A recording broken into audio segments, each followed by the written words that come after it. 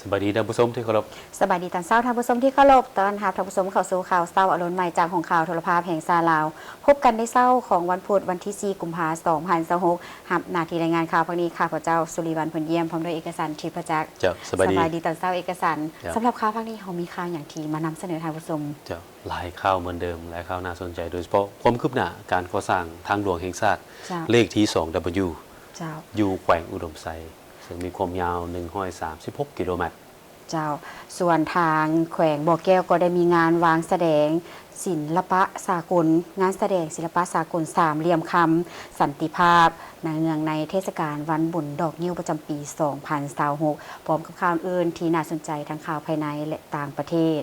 และก็มีข่าวกีฬาอีกจำนวนหนึ่งที่จะมานำเสนอทำอีนี่ไปที่วันที่2 กุมภาพันธ์ 2026ที่แขวงบ่อแก้วได้จัดกองประชุมสรุปเรื่องงานป้องกันชาติป้องกันความสงบปกส4แขวงภาคเหนือบ่อแก้วพงศลีหลวงน้ำทาอุดมไซและกองพลทหารราบ3ประจำปี 2025และวางทิศทางแผนการปี 2026กองประชุมสรุปเรื่องงานปกส4แขวงภาคเหนือและ1กองพลประจำปี 2025ภายใต้การเป็นประธานของสหายพลเอกจันทร์สมรจัญญราชรองประธานผู้ประจำการคณะกรรมการป้องกันชาติป้องกันความสงบส่วนกลางรองนายกรัฐมนตรีมีบรรดาสหายเลขาคณะบริหารงานภาคแขวงประธานคณะกรรมการปกสแขวงประธานรองประธานคณะกรรมการปกครองบรรดาแขวงดังกล่าวผู้ต่างหน้าจากห้องว่าการศูนย์กลางภาคห้องว่าการสำนักงานนายกรัฐมนตรี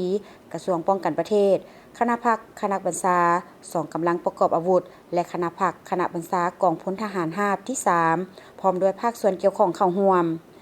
ในโอกาสนี้สหายพลจัตวาแป้นคำบุตรจันแพงกรรมการศูนย์กลางภาคเลขาคณะบริหารงานภาคแขวงบ่อแก้วได้มีคำเห็นกล่าวต้อนรับบรรดาสหายที่เข้าร่วมกองประชุม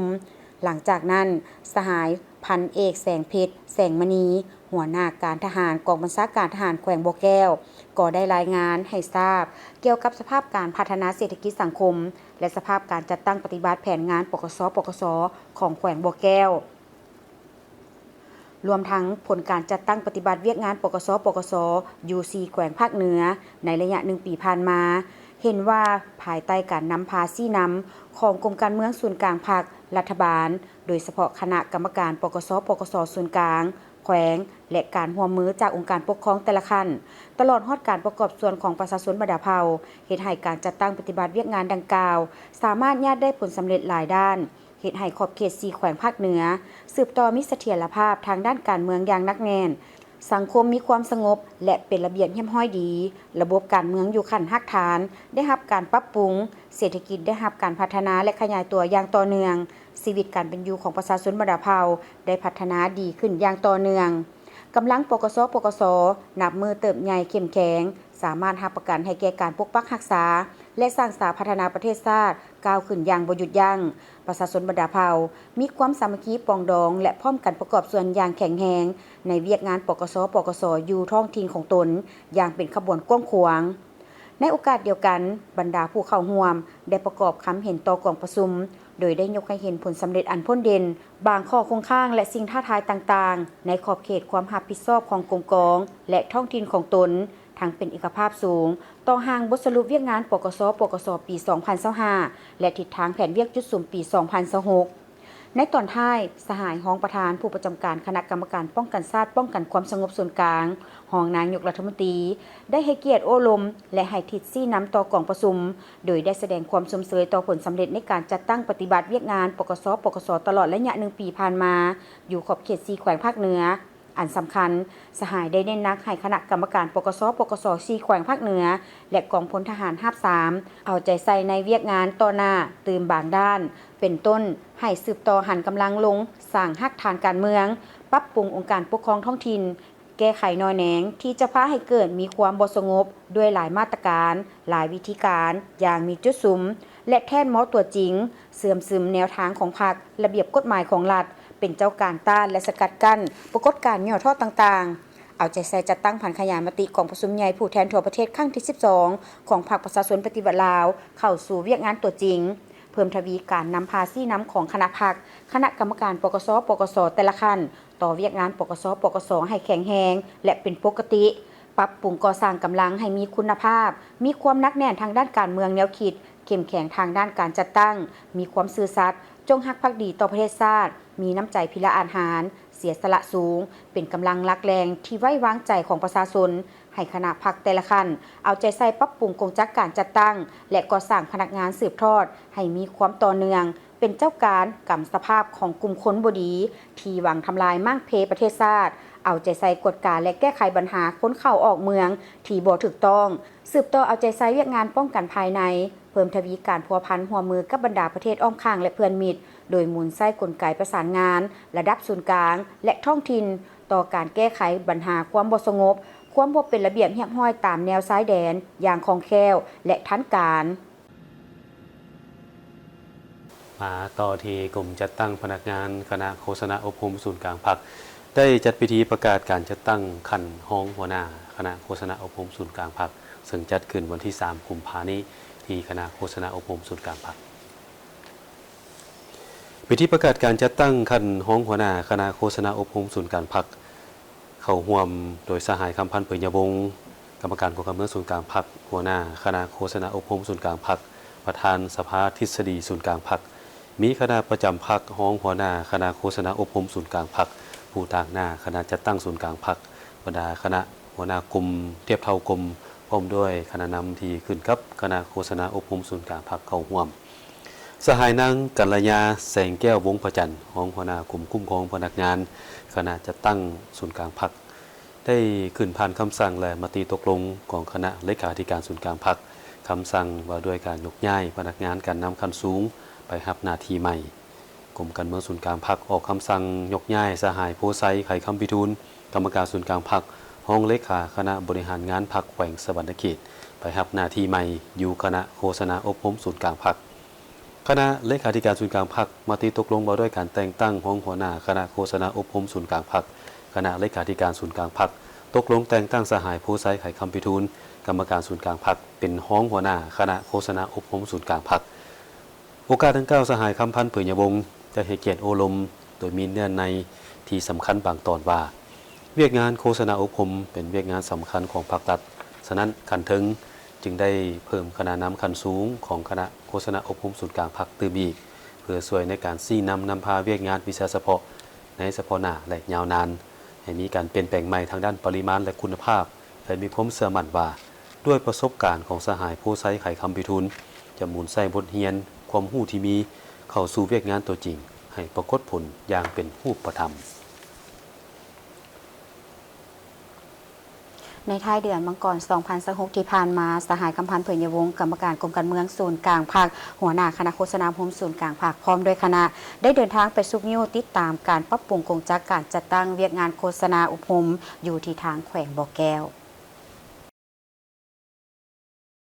ในท้ายเดือนมังกร 2026 นี้สหายคำพันธ์เผยยวงศ์กรรมการกรมการเมืองศูนย์กลางภาคหัวหน้าคณะโฆษณาอบรมศูนย์กลางภาคพร้อมคณะได้เดินทางมาซุกนิ้วติดตามการปรับปรุงกงจักการจัดตั้งเวียกงานโฆษณาอบรมอยู่แขวงบ่อแก้วโดยการเข้าร่วมของสหายพลจัตวาแป้นคำบุตรจันแพงกรรมการศูนย์กลางภาคเลขาคณะบริหารงานภาคแขวงและคณะนำของแขวงพร้อมด้วยพนักงานภายในคณะโฆษณาอบรมเข้าร่วม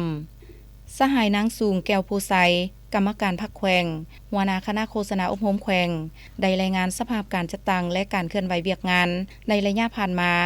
ข้อสะดวกข้อยุ่งยากและข้อเสนอโดยเฉพาะแม่นระยะยุบโฮมส่งกงจักการจัดตั้งปัจจุบันคณะโฆษณาอบรมแขวงบ่อแก้วจาก18สหายเพิ่มเป็น36สหายหญิง9สหายประกอบมี5แขนงคือแขนงบริหารแขนงโฆษณาแขนงสั่งรวมข้อมูลข่าวสารแขนงฝึกอบรมและแขนงสื่อมวลชนแต่ละแขนงได้แบ่งสิทธิหน้าที่และภาระบทบาทอย่างละเอียดและเคลื่อนไหวจัดตั้งเป็นปกติสหายหัวหน้าคณะโฆษณายังได้เสนอให้ทางแขวงทางศูนย์กลางสนองด้านงบประมาณเพื่อเคลื่อนไหวลงท้องถิ่นฝึกอบรมทั้งด้านทฤษฎีการเมืองการปกครองฝึกอบรมเวียกงานสื่อมวลชนเพื่อเผยแพร่ข้อมูลข่าวสารออกให้สังคมได้ฟังได้อ่านและได้ชมให้ว่องไวทันเหตุการณ์ที่เกิดขึ้นอย่างถูกต้องชัดเจนด้านอุปกรณ์สื่อมวลชนและพาหนะรับใช้เข้าในเวียกงาน โอกาสนี้สหายคำพันธ์เผยยวงศ์ได้กล่าวย่องยอสมเสยต่อผลงานและความสำเร็จในแต่ละเวียกงานของโฆษณาอบรมญาติมาใดถึงว่าอยู่ท้องถิ่นจะพบความยุ่งยากทางด้านงบประมาณอุปกรณ์และพาหนะรับใช้บ่เพียงพอแต่ก็สามารถตัดสินใจสูงเฮ็ดสำเร็จเวียกงานสำคัญหลายด้านโดยเฉพาะแม่นการปิ่นออมรับใช้กองประชุมใหญ่ขององค์คณะภาคแขวงครั้งที่7สำเร็จใดด้วยดีสามารถเผยแพร่ข้อมูลข่าวสารแผนนโยบายของพรรคระเบียบและกฎหมายของรัฐได้อย่างถูกต้องและต่อเนื่องภายหลังยุบโฮมเข้ากันเป็นอันเดียวแล้วให้สืบต่อศึกษาอบรมทางด้านการเมืองแนวคิดและความสามัคคีให้มีความแน่นแฟ้นเอาใจใส่ปฏิบัติหน้าที่เวียกงานวิชาเฉพาะให้สำเร็จตามแผนการและคันเทิงมอบหมายให้โดยเฉพาะแม่นระยะโฆษณาข่าวสารและนิติกรรมต่างๆการป่อนบัตรเลือกตั้งของสภาแห่งชาติและสภาท้องถิ่นในวันที่22กุมภาพันธ์นี้ส่วนทางด้านงบประมาณอุปกรณ์และพาหนะให้ทางคณะโฆษณาแต่ละแขวงสรุปรายงานและเสนอเพื่อจัดกองประชุมเวียกงานโฆษณาอบรมทั่วประเทศบางเวียกงานที่จำเป็นก็ขอให้ทางแขวงเป็นผู้จัดตั้งช่วยเหลือตืมเวียงงานทุกซุ่มตัวหน้านี้ไปเสนอพนาใช้อันเอาใจใส่แล้วก็นึ่งเลยเป็นเวียงงานก็เกี่ยวจะตั้งพระวิญญาณมาที่ของซุ่มใหญ่ครั้งที่2ของพรรคนี่นะแล้วพวกเขามาเบิ่งบรรยากาศงานวางแสดงศิลปะสากลสามเหลี่ยมคำสันติภาพครั้งที่3เนื่องในโอกาสงานเทศกาลดอกยิ้วบานครั้งที่23ประจำปี2026ซึ่งจัดขึ้นในวันที่30 มังกรผ่านมางานวางแสดงศิลปะสากลสามเหลี่ยมคำเพื่อสันติภาพครั้งที่3เนื่องในโอกาสเปิดงานเทศกาลดอกยิ้วบานครั้งที่23ประจำปี2026ได้จัดขึ้นในท้ายอาทิตย์ผ่านมานี้ซึ่งได้นำเอารูปแต้มที่แสดงให้เห็นถึงการสุขยู่สันติภาพของโลกความอุดมสมบูรณ์ของธรรมชาติและความสีวิไลด้านวัฒนธรรมของมวลมนุษย์โลกจำนวนหลวงหลายวางแสดงอยู่ห้อง MF โรงแรมดาวดอกยิ้วคำเขตเศรษฐกิจพิเศษสามเหลี่ยมคำเมืองต้นเพิงแขวงบ่อแก้วโดยมีทันคำพันธ์เผยยวงศ์กรรมการกรมการเมืองศูนย์กลางพรรคหัวหน้าคณะโฆษณาอบรมศูนย์กลางพรรคประธานสภาทฤษฎีศูนย์กลางพรรคพร้อมด้วยบรรดาการนำศูนย์กลางการนำของแขวงหัวหน้าห้องหัวหน้าองค์การบริหารเขตเศรษฐกิจพิเศษสามเหลี่ยมคำห้องประธานสภาบริหารเขตแขกถึกเซินฝ่ายลาวฝ่ายจีนและสื่อมวลชนเข้าร่วมงานวางแสดงศิลปะสากลสามเหลี่ยมคำสันติภาพจัดเป็นครั้งที่3ต่อเนื่องจากปีผ่านมาซึ่งได้สร้างเวทีให้นักศิลปะแสดงถึงความสามารถและแลกเปลี่ยนความคิดเห็นพร้อมทั้งเปิดโอกาสให้ผู้ชมเข้าถึงความหมายความสำคัญของบรรดารูปภาพศิลปะที่หลากหลายเพื่อก้าวไปข้างหน้าและก้าวสู่โลกที่พยายามปฏิบัติภารกิจสันติภาพเพื่อเผยแพร่สันติภาพคำมั่นสัญญาและกำลังแห้งของเขตเศรษฐกิจพิเศษสามเหลี่ยมคำศิลปะเป็นภาคส่วนหนึ่งที่สำคัญของวัฒนธรรมนานาชาติที่เสมอต้นเสมอปลายถ่ายทอดภารกิจความจริงความดีและความงดงามของเขตเศรษฐกิจพิเศษสามเหลี่ยมคำสาธารณรัฐประชาธิปไตยประชาชนลาวหวังว่าจะสามารถส่งเสริมคุณค่าและความสำคัญของสันติภาพผ่านศิลปะเนื่องจากสันติภาพแม่นทรัพย์สมบัติอันล้ำค่าที่สุดของสังคมมนุษย์และเป็นพื้นฐานหลักของการอยู่ร่วมกันอย่างกลมเกลียวนอกนี้สันติภาพยังมีความอบอุ่นและความสำคัญเปรียบเสมือนแสงตะเว้นที่เป็นแรงการเติบใหญ่ของทุกชีวิตและขอให้ความรักความอบอุ่นเต็มไปทั่วทุกมุมโลกรัฐบาลลาวและรัฐบาลแห่งประเทศสวิตเซอร์แลนด์จัดกองประชุมคณะซี่นำรวมของโครงการสร้างความปลอดภัยเคลื่อนในสาธารณรัฐประชาธิปไตยประชาชนลาวกองประชุมคณะซี่นำรวมของโครงการสร้างความปลอดภัยเขื่อนในสาธารณรัฐประชาธิปไตยประชาชนลาวได้จัดขึ้นในวันที่3กุมภาพันธ์2026โดยการเป็นประธานร่วมของท่านเพชรสวรรค์รัตนธงไสหัวหน้ากรมพลังงานกระทรวงอุตสาหกรรมและการค้าและท่านบียอนซันหัวหน้าแผนงานการคุ้มครองการเปลี่ยนแปลงดินฟ้าอากาศและทรัพยากรธรรมชาติองค์การเพื่อการพัฒนาและการร่วมมือของประเทศสวิตเซอร์แลนด์กองประชุมได้ปรึกษาหารือทบทวนความคืบหน้าในการยกระดับความปลอดภัยเขื่อนในสาธารณรัฐประชาธิปไตยประชาชนลาวและได้ตกลงเห็นดีในบรรดาบุริมสิทธิ์ที่สำคัญสำหรับการจัดตั้งปฏิบัติโครงการในอนาคตด้วยการสนับสนุนจากประเทศสวิตเซอร์แลนด์ได้บรรลุผลสำเร็จที่สำคัญหลายประการรวมทั้งการเสริมสร้างกฎหมายและการจัดตั้งด้านสถาบัน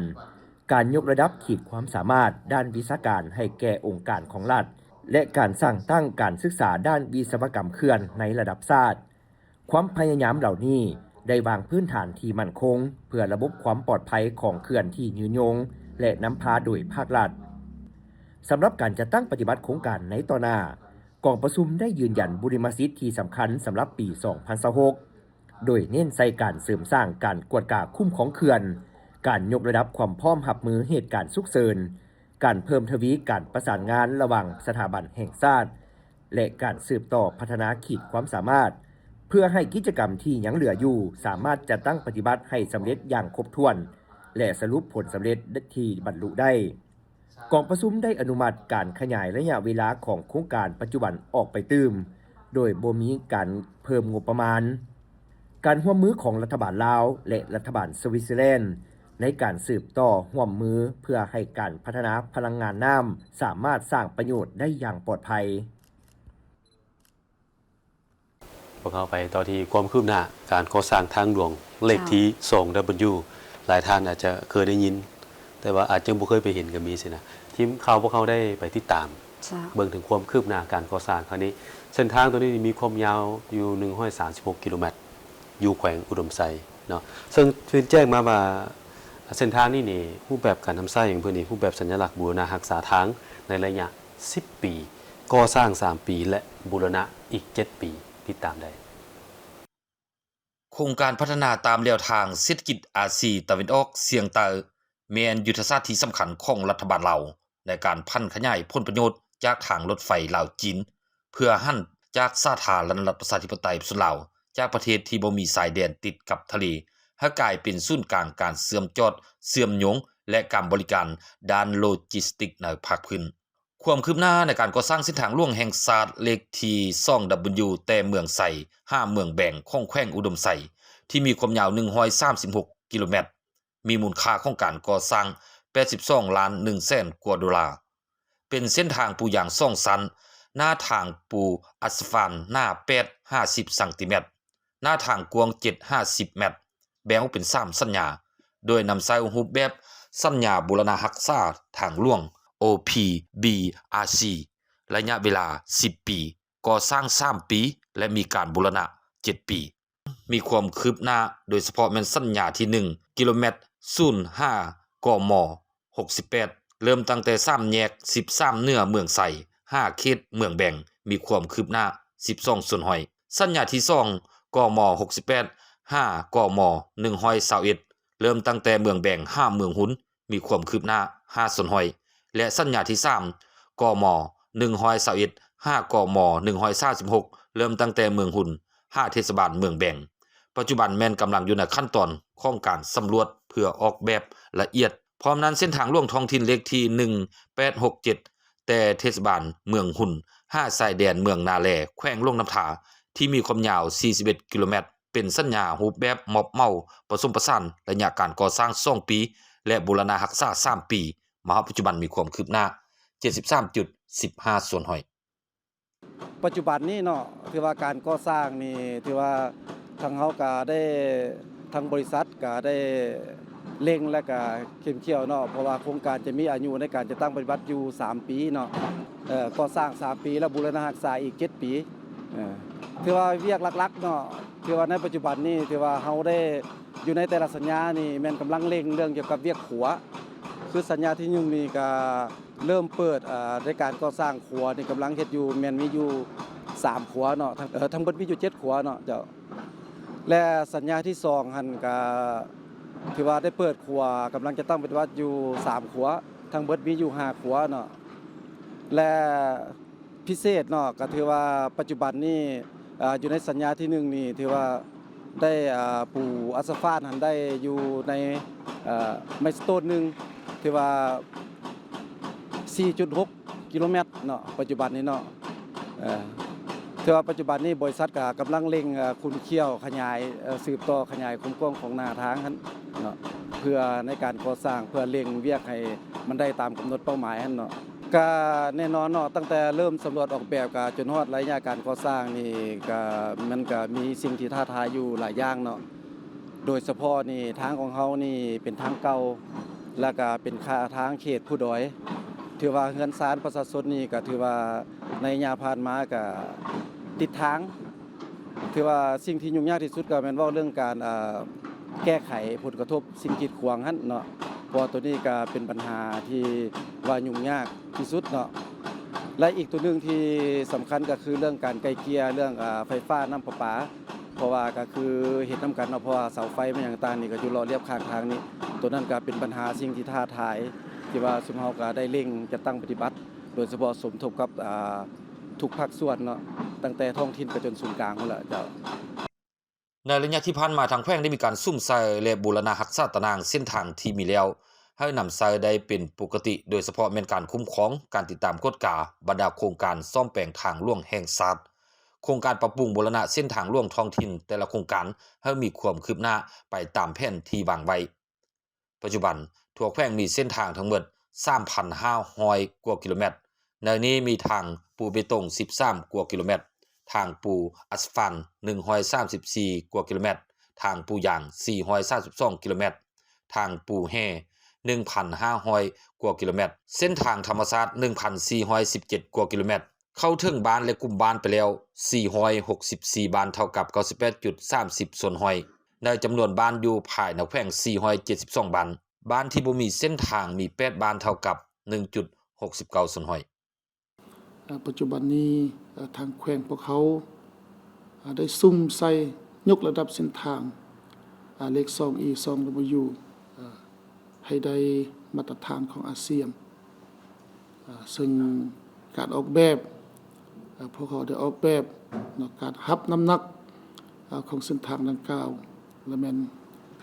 11 ตันต่อเผาขออภัย11 ตันต่อเผาปัจจุบันนี้พวกเขาคุ้นเคี้ยวในการจัดตั้งปฏิบัติเวียกงานก่อสร้างอยู่ภาคสนามก็เห็นว่ามีความคืบหน้าดีพอสมควรเส้นทางดังกล่าวคาดว่าจะสำเร็จอยู่ในท้ายปี2027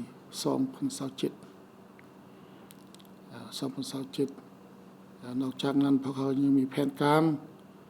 ในการก่อสร้างเส้นทางด่วนจากเมืองไซพวกเขาไปฮอดชายแดนบูเตนชายแดนสปจีนพิเศษมีเส้นทางรถไฟลาวจีนผ่าน3เมืองและมี3สถานีคือเมืองไซเมืองนามอและเมืองงามีเส้นทางเลขที่13เหนือและเส้นทางรถไฟลาวจีนติดกับเส้นทางเลขที่ 2E 2W เชื่อมต่อจากภาคตะวันตกเฉียงเหนือของสาธารณรัฐสังคมเวียดนามผ่านแขวงฟงสลีไป5ภาคเหนือของแขวงไสยบุรีและภาคตะวันออกเฉียงเหนือของราชอาณาจักรไทยและในอนาคตอาจจะมีการก่อสร้างเส้นทางด่วนตั้งแต่อุดมไซ5บ่อเต็นแขวงหลวงน้ำทาติมิกท่านผู้ชมการเลือกตั้งสมาชิกสภาแห่งชาติและสมาชิกสภาประชาชนขั้นแขวงในแต่ละเทื่อล้วนแต่เป็นเหตุการณ์ทางประวัติศาสตร์ที่สำคัญของชาติมีความหมายสำคัญและจำเป็นในการเสริมขยายสิทธิประชาธิปไตยของประชาชนลาวบรรดาเผ่าเพื่อบูรณะระบอบประชาธิปไตยประชาชนต้องเพิ่มทวีนำพาซี่นำองค์คณะพรรคทุกขั้นต่อการเลือกตั้งสสส.สุดที่10และสสค.สุดที่5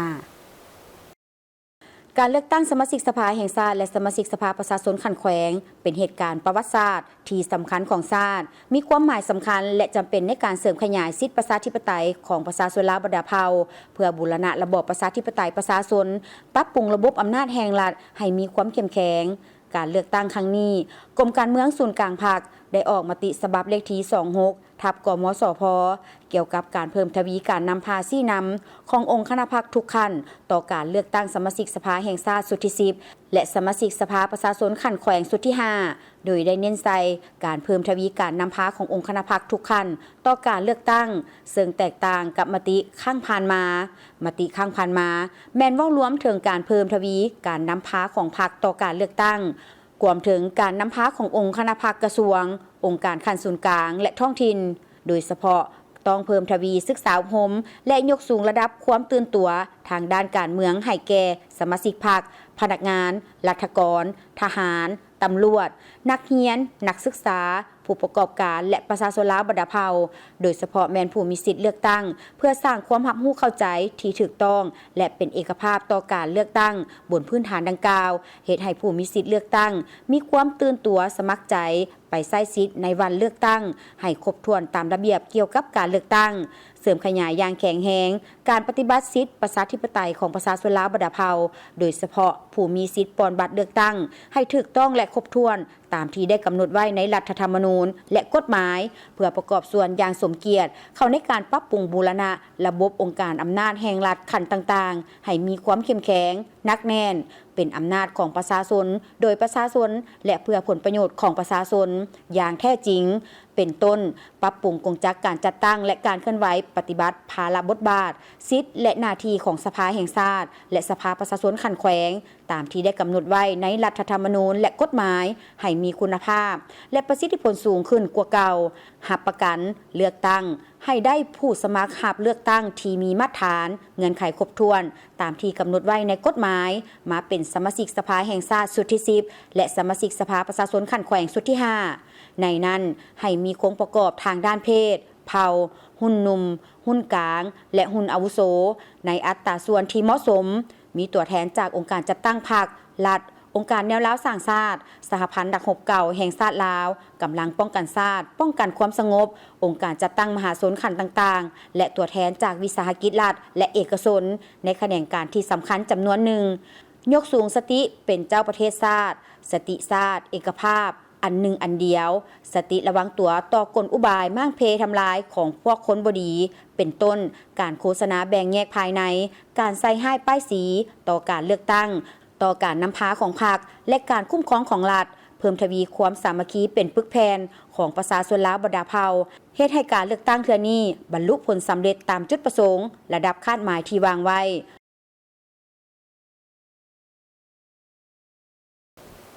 แต่ในปัจจุบันนี้หลายภาคส่วนก็สุ่มใส่บัตรเลือกตั้งสมาชิกสภาแห่งชาติสุดที่10และสภาประชาชนขันแขวงสุดที่5วันที่22กุมภาพันธ์นี้พวกเราต้องพร้อมกันไปใช้สิทธิ์เลือกเอาผู้แทนที่จะเป็นนั่งในสภาทั้งสภาแห่งชาติและสภาประชาชนขันแขวงและในโอกาสนี้ทีมเขาก็มีข่าวเกี่ยวกับอำนาจการปกครองบ้านวัดนาคเมืองทิสตนาเพื่อก็ได้มีการนั่งหาใกล้เกี่ยวพร้อมสู่บัตรเลือกตั้งดังกล่าวการเลือกตั้งสมาชิกสภาแห่งชาติสุดที่10และสมาชิกสภาประชาชนขันแขวงสุดที่5มีความหมายสำคัญและจำเป็นในการปรับปรุงระบบอำนาจแห่งรัฐให้มีความเข้มแข็งหนักแน่นเพื่อตอบสนองหน้าที่การเมืองในระยะใหม่ประชาชนลาวบรรดาเผ่าได้นำใช้สิทธิประชาธิปไตยของตนตามที่ได้กำหนดไว้อยู่ในมาตรา36ของรัฐธรรมนูญเกี่ยวกับสิทธิของพลเมืองลาวในการเลือกตั้งและสมัครรับเลือกตั้งเป็นการเสริมขยายสิทธิประชาธิปไตยของประชาชนลาวบรรดาเผ่าเข้าในการเลือกตั้งเอาผู้แทนของตนเพื่อไปปฏิบัติหน้าที่พิจารณาตกลงปัญหาสำคัญพื้นฐานของประเทศชาติอยู่กองประชุมสภาแห่งชาติและปัญหาสำคัญพื้นฐานของท้องถิ่นอยู่กองประชุมสภาประชาชนขันแขวงทานคำมวลอินดาวงศ์เลขาพรรคบ้านนายบ้านวัดนาคเมืองศรีสัตนานครหลวงเวียงจันทน์ได้รู้ถึงความพร้อมและรับประกันการมีส่วนร่วมของประชาชนภายในบ้านในการออกไปใช้สิทธิประชาธิปไตยของตนในวันดังกล่าวประชาชนบ้านบ้านนาคพวกเฮานี่ก็พร้อมแล้วเนาะที่ไปใช้สิทธิ์ทางอำนาจการปกครองพวกเฮาแม่นได้ปลุกระดมพ่อแม่ประชาชนภายในบ้านบ่ว่าคนพักเช่าหรือคนที่มาอาศัยอยู่หากินพักเช่าอยู่บ้านบ้านนาคแม่นพวกเฮาได้ปลุกระดมให้ไปใช้สิทธิ์ใช้เสียงในมื้อที่เลือกตั้งหั้นเพื่อให้ใช้สิทธิ์ตัวเองนี้ให้มีส่วนร่วมของสังคมเพื่อรับประกันให้100%นี้พวกเฮาคือมีวางแผนมาแล้วว่าพวกเฮาจะลงเก็บกรรมตัวจริงผู้ที่ว่ามีสิทธิ์ไปปนบัตรเลือกตั้งนี้แม่นบ่ให้คาดจะอยู่ไสใดแม่นพวกเฮาจะโฆษณาจะปลุกระดมเพื่อให้รับรู้1พวกเฮาจะเอาชื่อเอาเสียงเอานามสกุลวันเดือนปีเกิดแล้วก็เอาเบอร์โทรของผู้เกี่ยวหั้นเพื่อให้มาทันกับเวลาในมื้อนั้นเจ้าอันนี้ก็ความรู้สึกของข้าพเจ้าเองนี่มันจะใช้สิทธิ์เป็นเลือกเอาสมาชิกสภาแห่งชาติท่านผู้ที่ข้าพเจ้ามักโดยว่า ตัดสินใจว่าผู้นี้แหละก็ได้ผ่านคุณขั้วประวัติของผู้เกี่ยวหั่นแล้วเขาจะไปใส่สิทธิ์ปอนเอาผู้เกี่ยวหั่นเพื่อให้เป็นตัวแทนของประชาชนสำหรับบ้านวัดนางมี21หน่วย มี390หลังคาเรือน และมี431ครอบครัว รวมพลเมืองทั้งหมด 1,800 คน ในนี้ผู้มีสิทธิ์ปอนบัตรมี 1,600 คนหญิง720 คน ที่จะต้องไปใช้สิทธิ์เลือกตั้ง โอกาสนี้ขอเชิญชวนทุกภาคส่วนทุกคนให้ไปใช้สิทธิ์เลือกตั้งอย่างพร้อมเพรียง และถูกต้องตามกฎหมายเพราะการไปใช้สิทธิ์แม่นการแสดงออกถึงความเป็นเจ้าของอำนาจของประชาชนและเป็นการร่วมมือสร้างสาประเทศชาติให้เจริญรุ่งเรืองอย่างยืนยงท่านผู้ชมผู้สมัครเลือกตั้งเป็นสมาชิกสภาแห่งชาติและสมาชิกสภาประชาชนขั้นแขวงเพศหญิงได้รับการฝึกทักษะลงโฆษณาหาเสียงเพื่อกาเกียมความพร้อมลงสู่สนามเลือกตั้งเพื่อกาเกียมความพร้อมให้ผู้สมัครรับเลือกตั้งเป็นสมาชิกสภาแห่งชาติและสมาชิกสภาประชาชนขั้นแขวงเพศหญิงที่จะลงสู่สนามการเลือกตั้งสมาชิกสภาแห่งชาติสุดที่10และสมาชิกสภาประชาชนแขวงสุดที่5ในวันที่2 ถึง 3 กุมภาพันธ์ 2026อยู่ที่เมืองวังเวียงแขวงเวียงจันทน์สภาแห่งชาติได้จัดกองประชุมฝึกอบรมให้ทักษะด้านต่างๆให้แก่ผู้สมัครรับเลือกตั้งที่เป็นเพศหญิงจากทางศูนย์กลางนครหลวงเวียงจันทน์แขวงพงศลีแขวงหลวงน้ำทาแขวงอุดมไซแขวงบ่อแก้วแขวงหลวงพระบางแขวงสยบุรีแขวงหัวพันแขวงเวียงจันทน์และแขวงไซสมบูรณ์โดยการเป็นประธานของทานนางทุมมาลีวงศ์พระจันทร์กรรมการศูนย์กลางภาคประธานคณะสมาชิกสภาแห่งชาติเพศหญิงสุดที่9ท่านนางทุมมาลีวงศ์พระจันทร์ได้กล่าวว่ากองประชุมฝึกอบรมครั้งนี้มีความหมายสำคัญเป็นอย่างยิ่งในชีวิตการเมืองของเพศหญิงที่จะลงสมัครรับเลือกตั้งเป็นสสสและสสคทั้งเป็นโอกาสดีให้ผู้เข้าร่วมได้แลกเปลี่ยนความรู้ประสบการณ์ซึ่งกันและกันพร้อมกันเสื่อมซึมเกี่ยวกับที่ตั้งภาระบทบาทสิทธิและหน้าที่ของสภาแห่งชาติและสภาประชาชนขั้นแขวงก็คือสิทธิและหน้าที่ของสภาสิทธิและหน้าที่ของสมาชิกสภาแต่ละขั้นเนื้อในสำคัญของการเลือกตั้งเอกสารที่พัวพันกับการเลือกตั้งรวมถึงการยกระดับความรู้ความเข้าใจเกี่ยวกับการโฆษณาพบปะประชาชนผู้มีสิทธิเลือกตั้งทักษะในการเว้าภาษากายมารยาทการนุ่งถือทักษะการให้สัมภาษณ์ต่อสื่อมวลชนและอื่นๆที่เป็นองค์ความรู้อันเป็นพื้นฐานจำเป็นที่ผู้สมัครรับเลือกตั้งเพื่อกะเกี่ยมความพร้อมลงสู่สนามการเลือกตั้งพร้อมนี้ผู้แทนกองประชุมจะฝึกปฏิบัติตัวจริงเพื่อสร้างความมั่นใจให้ผู้เข้าร่วมในการโฆษณาหาเสียงในการเลือกตั้งแลกเปลี่ยนบทเรียนประสบการณ์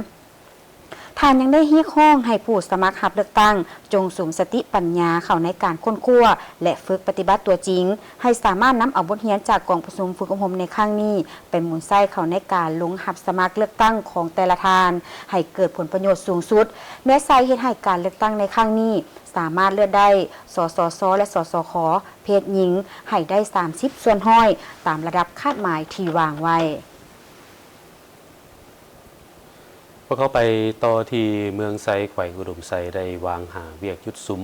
ให้แก่บันเลือกตั้งสมาชิกสภาแห่งชาติสุดที่10และสภาประชาชนขั้นแขวงสุดที่5ภายในเมืองของตนพวกเขาขันกากให้มันได้100%ท่านพรหมสุขมอนจันดีกรรมการประจำภาคเมืองผู้ชี้นำเวียกงานเศรษฐกิจสังคมเมืองไซแขวงอุดมไซได้ให้สัมภาษณ์ต่อทีมข่าวโทรภาพแห่งชาติลาวาภายหลังที่ได้รับคำแนะนำเลขที่08/คลสลงวันที่17 พฤศจิกายน 2025ว่าด้วยการแต่งตั้งคณะกรรมการเลือกตั้งและคณะรับผิดชอบหน่วยปอนบัตรเลือกตั้งและคำแนะนำเลขที่059/คปลขลงวันที่5 มังกร 2026ว่าด้วยการจัดการฝึกอบรมให้พนักงานลักแรงขันเมืองเกี่ยวกับการเลือกตั้งสสสสุดที่10และสสคสุดที่5ทางคณะรับผิดชอบขันเมืองได้ออกมติตกลงแต่งตั้งอนุกรรมการออกมติแบ่งความรับผิดชอบจัดกองประชุมปรึกษาหารือกับอนุกรรมการเลือกตั้งขันเมืองออกมติสิทธิหน้าที่ในการเคลื่อนไหวของแต่ละอนุกรรมการ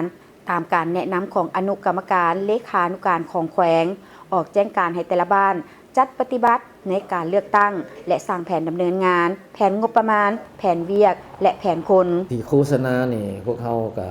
โดยเฉพาะอันบรรทัดที่1ที่เฮาอิงใส่สื่อของพวกท่านนี่นะสื่อที่ว่าได้ออกอยู่ในสังคมออนไลน์นี่หลายเนาะอันนึงคลิปเสียงคลิปหยัง และอันที่2พวกเขาได้ให้คณะโฆษณาอบรมของเมืองออกสคริปต์กะเกี่ยมสคริปต์ของภายในเมืองเฮาเฉพาะหลังจากนั้นพวกเขาออกแล้วเฮาผ่านกันแล้วให้เฮาส่งลงไปให้แต่ละบ้านอยู่ใน97บ้านนี่ถือว่าบรรดาหลายก็กวมประมาณ 80% ที่ว่ามีโทรโข่งให้ออกโทรโข่งของบ้านเพื่อให้เขาเจ้าเข้าใจเนาะแล้วก็ให้มันมีหลายภาษาคือเป็นภาษาลาวลุ่มเฮานี่แล้วก็ภาษาขะหมู่แล้วก็ภาษามงเนาะพวกเขาก็ได้กะเกี่ยมในนั้นเมืองไซได้มีการคาดคะเนหน่วยปอนบัตรเลือกตั้งทั่วเมืองมี73หน่วยและหน่วยเคลื่อนที่21หน่วยมีพลเมืองทั้งหมด 90,000 กว่าคนหญิง 40,000 กว่าคนผู้มีสิทธิ์เลือกตั้งหรืออายุ18ปีขึ้นไปมีจำนวน 60,000 กว่าคนหญิง 30,000 กว่าคนพระสงฆ์215องค์และบรรจุพนักงานรัฐกรปกส.ปกส.ลงประจำหน่วยปอนบัตรจำนวน317คนหญิง54คนปัจจุบันทางเมืองได้สุ่มใส่ลงโฆษณาเสื่อมซึมปลุกระดมและเผยแพร่เอกสารต่างๆที่เกี่ยวข้องกับการเลือกตั้งให้บรรดาหน่วยเลือกตั้งออกโฆษณาสั้นถามตอบติดตั้งป้ายโฆษณาและลงโฆษณาตามเส้นทางหลวงเทศบาลทั่วเมืองมีผู้มีสิทธิ์ปอนบัตรเลือกตั้งใน97บ้านในอายุ18ปีขึ้นไปนอกนี้ทางอำนาจการปกครองเมืองได้ส่งกำลังปกส.ปกส.ลงเคลื่อนไหวเวียกงานป้องกันความสงบภายในจัดป้องกันเวรยามจุดรอแหลมให้มีความปลอดภัยเรียบร้อยได้เกี่ยมบรรดานิติกรรมที่เกี่ยวข้องเป็นต้นแม่นเอกสารวิธีการปอนบัตรเลือกตั้งออกแจ้งการแนะนำอย่างทั่วถึงไปที่พิธีสมโภชพระพุทธรูปองค์ตื้อจำลองที่วัดหลวงเมืองสนะสมบูรณ์แขวงจำปาสักภายในเขาห่วมมีพระอาจารย์ใหญ่ปริญญาเอกพวงประเสริฐภูมาวงศ์รองประธานศูนย์กลางองค์การพุทธศาสนาสัมพันธ์ลาวแห่งสาธารณรัฐประชาธิปไตยประชาชนลาวพระอาจารย์ใหญ่มหาสุวรรณจันทราชคณะบริหารงานประจำการองค์การพุทธศาสนาสัมพันธ์ลาวประธานองค์การพุทธศาสนาสัมพันธ์ลาวแขวงจำปาสักพระอาจารย์บุญเสยเผ่าภาสิทธิ์คณะบริหารงานประจำการศูนย์กลางองค์การพุทธศาสนาสัมพันธ์ลาวพระอาจารย์ใหญ่คำผักพรหมไสยกรรมการองค์การพุทธศาสนาสัมพันธ์ลาวแขวงจำปาสักประธานองค์การพุทธศาสนาสัมพันธ์ลาวเมืองสนะสมบูรณ์ภายนอกมีคณะเจ้าภาพเจ้าศรัทธาภรรยาการนำของศูนย์กลางนำโดยทานนางดร.วิภาวันพรหมวิหารพร้อมคณะทานปริญญาเอกอรุณไสยสุนนราชเลขาคณะบริหารงานพรรคแขวงจำปาสักฐานคำศรีลิ้นสวัสดิ์เลขาคณะบริหารงานพรรคเมืองสนะสมบูรณ์พร้อมด้วยการนำพรรคหลักของแขวงและเมืองตลอดหอดเศร้าพุทธทั้งหลายเขาห่วมก่อนเข้าพิธีทางศาสนาเจ้าภาพเจ้าศรัทธาทานนางดร.วิภาวันพรหมวิหารก็ได้ให้เกียรติไต่เทียนบูชาไหว้พระรัตนตรัยพร้อมนี้ทานคำศรีลิ้นสวัสดิ์เลขาคณะบริหารงานพรรคเมืองสนะสมบูรณ์ได้ให้เกียรติลั่นของ9 บาทเพื่อเป็นสิริมงคลในการเปิดพิธีแล้วเข้าพิธีไหว้พระหับศีลสูตรปริตะมงคลจากนั้นคณะเจ้าภาพเจ้าศรัทธาก็ได้ถวายพระพุทธรูปองค์ตื้อจำลองให้คณะสงฆ์วัดหลวงหลัก24ของเมืองเพื่อประดิษฐานไว้เป็นบอนกราบไหว้สักการะบูชาประทานพรให้บุญญาบารมีให้ความอยู่ดีกินดีของชาวพุทธทั้งหลายพระพุทธรูปองค์ตื้อจำลองมีขนาดแทนกว้าง 2,800 ซนลวงสูง 1,900 ซนหน้าตักกว้าง 1,530 ซนลวงสูงแต่แทนหาหยอดเกต 2,800 ซนมีน้ำหนัก500 กิโลกรัมและปั้นรอด้วยทองสำริดหลังจากนั้นก็ได้เข้าสู่พิธีไต่เทียนไส้พุทธาภิเษกสมโภชพระพุทธรูปองค์ตื้อจำลองตามพิธีสำคัญทางศาสนาตลอดคืนและในตอนเช้าวันที่30 มังกร 2026คณะเจ้าภาพเจ้าศรัทธาภรรยาการนำของศูนย์กลางของแขวงและเมืองพร้อมด้วยชาวพุทธศาสนิกชนก็ได้เข้าร่วมพิธีทำบุญใส่บาตรถวายเครื่องไสยทานต่างๆแด่พระสงฆ์จำนวน30 องค์อีกด้วยมาต่อที่การประกาศแต่งตั้งรักษาการหัวหน้าแผนกอุตสาหกรรมและการค้าแขวงหลวงพระบางภายใต้การเป็นประธานโครงทานคำล่าเหรียญประดิษฐ์รองประธานคณะกรรมการปกครองแขวงมีคณะนำแผนกอุตสาหกรรมและการค้าแขวงแขกทึกเสริญจากแผนกการออมค้างแขวงพร้อมด้วยพนักงานราชการภายในแผนกเข้าร่วมท่านปริญญาเอกคำพุยจันทวดีรองหัวหน้าคณะจัดตั้งแขวงได้ขึ้นผ่านข้อตกลงของคณะกรรมการปกครองแขวงนครบางบริการแต่งตั้งรักษาการหัวหน้าแผนกอุตสาหกรรมและการค้าแขวงนครบางซึ่งคณะกรรมการปกครองแขวงนครบางตกลงแต่งตั้งท่านปริญญาเอกสุริไสยหงสาคร หองหัวหน้าแผนกอุตสาหกรรมและการค้าแขวงนครบางเป็นรักษาการหัวหน้าแผนกอุตสาหกรรมและการค้าแขวงนครบางโอกาสนี้ท่านคำล่าเรียนประดิษฐ์ก็ได้มีคำเห็นโอหลมต่อพิธีโดยเฉพาะแมนผู้ที่ได้รับหน้าที่มาแมนให้ยกสูงการนำพาเป็นมุขคณะเอาใจใส่คนคว้ากำแน่นมติกองประชุมใหญ่ขององค์คณะพรรคแขวงครั้งที่เก้าแล้วนำมาเผยแพร่พันขยายและเสื่อมซึมให้เข้าสู่หลงเลิกโดยเฉพาะแมนเวียกงานอุตสาหกรรมและการค้าต้องมีการแบ่งงานแบ่งความรับผิดชอบพร้อมทางติดตามกฎการหน้าเวียกแต่ละด้านให้ละเอียดหอบคอบแท้ถึงตัวจริงเอาใจใส่ลงหักฐานนับแต่คะแนนการลงฮอตท้องถิ่นเอาใจใส่ลงติดตามกฎการาคาสินค้าตามท้องตลาดในแต่ละมือสาเหตุแมนเพิ่มขึ้นแมนย้อนหยังอันสำคัญแมนการให้เตาโฮมความสามัคคีเป็นจิตหนึ่งใจเดียวกันหลีกเลี่ยงการใส่ให้ไปสีและโจมตีบุคคลอื่นให้เสียหายพร้อมกันจัดตั้งปฏิบัติหน้าที่เวียกงานที่ได้รับมอบหมายให้เกิดดอกออกผลเมืองแบงแขวงอุดมไซจัดกิจกรรมยางเพื่อสุขภาพเฉลิมฉลองวันสร้างตั้งกรรมบาลครบรอบ70 ปีติดพันกับกระบวนการกักเกี่ยมบัตรเลือกตั้งสมาชิกสภาแห่งชาติสุดที่10และสมาชิกสภาประชาชนคันแขวงสุดที่5ซึ่งจุดตัวโฮมในการย่างในครั้งนี้เป็นอยู่เดินกีฬาของเมืองและย่างไปตามเส้นทางเว้นตัวเมืองไปฮอดขัวน้ำหาวเลี้ยวไปตามเส้นทางเล็ก2Wถึงเส้นทางแยกเขาเงียนมสเมืองเบงกระบวนการย่างในครั้งนี้นำโดยท่านตัวท่อดาเซ็งกรรมการพรรคเมืองประธานสหพันธ์กรรมบาลเมืองเบงเข้าร่วมมีท่านกับพรพิมราชกรรมการพรรคแขวงเลขาคณะบริหารงานพรรคเมืองเบงมีกรรมการประจำพรรคเมืองกรรมการพรรคเมืองหัวหน้าห้องการประธานห้องประธานท่านกรรมบาลและสมาชิกกรรมบาลหน่วยอมข้างเมืองเข้าร่วมอย่างเป็นกระบวนการฟื้นหลังจากนั้นก็ได้พร้อมกันเข้าวางกระตาดอกไม้อยู่อนุสาวรีย์ประธานกสรพรหมวิหารเนื่องในโอกาสวันสร้างตั้งกรรมบาลลาวครบรอบ70 ปีวันที่1 กุมภาพันธ์ ปี2556ครั้งที่1 กุมภาพันธ์ 2026เพื่อแสดงถึงความเคารพรักความกตัญญูบุญคุณและระลึกถึงคุณงามความดีต่อประธานกสรพรหมวิหารผู้นำที่แสนเคารพรักของพวกชนลาวทั้งชาติที่ได้อุทิศตนเข้าในภารกิจปฏิบัติปลดปล่อยชาติญาติเอาเอกราชอิสรภาพอำนาจอธิปไตยและพื้นแผ่นดินอันครบถ้วนมาสู่ประเทศชาติ